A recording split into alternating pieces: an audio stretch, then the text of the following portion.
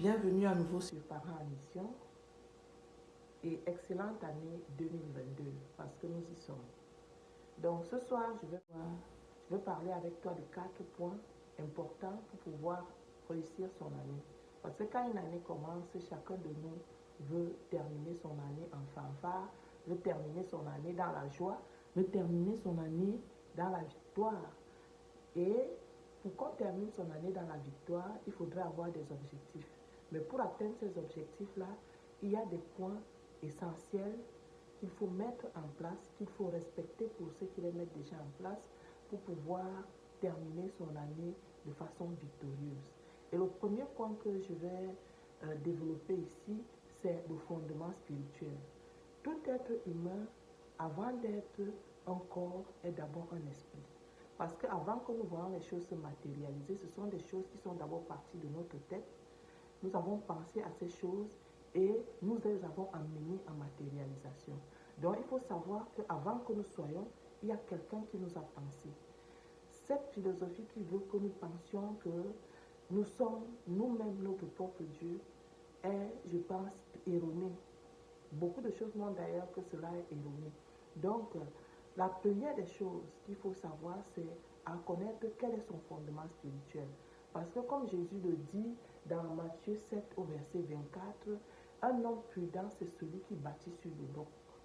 Parce que si tu ne bâtis pas sur le roc, tu bâtis sur quelque chose qui est vain. Et le moment venu, quand les turbulences de la vie arrivent, tu es paniqué et tu ne sais pas à quel sens te vouer. Donc, et il faut savoir que le fondement spirituel stable, le fondement spirituel qui fait que ta vie est établie sur le roc, c'est Jésus-Christ.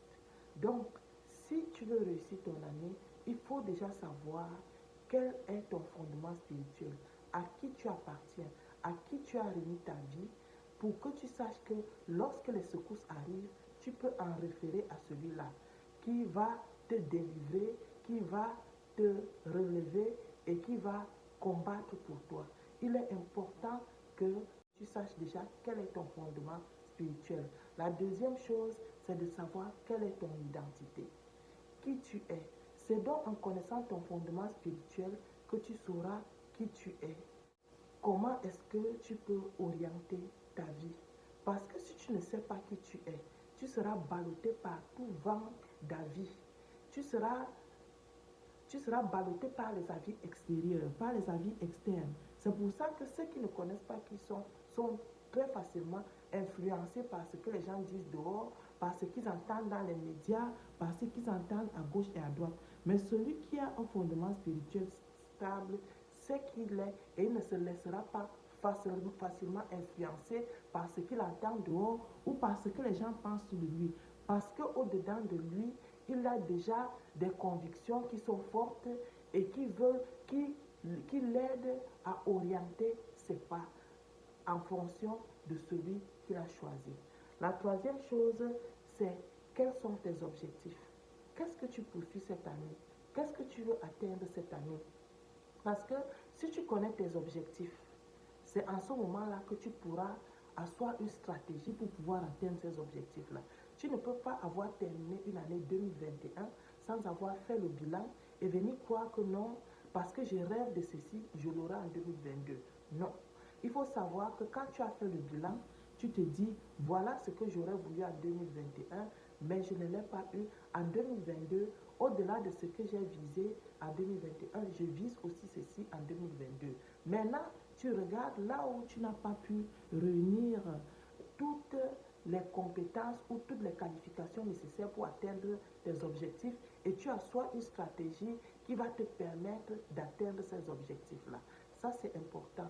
Il faut connaître ce que tu veux avoir en 2022, ce que tu veux atteindre en 2022 comme objectif afin que tu puisses t'asseoir et asseoir une stratégie qui va te permettre d'atteindre ces objectifs-là.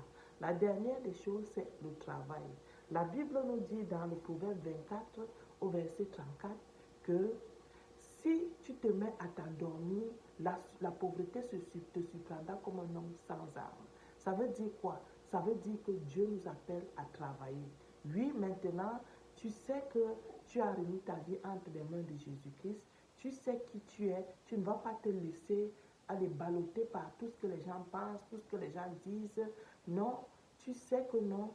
Toi, tu as une course que tu dois gagner. Tu as des objectifs que tu dois atteindre. Alors, tu ne vas pas te laisser influencer par n'importe qui et par n'importe quel courant de pensée. Maintenant, tu sais que tu as ces objectifs-là, tu assois une stratégie. Et la stratégie, une fois que tu l'as assise, il faudrait que tu te mettes au travail.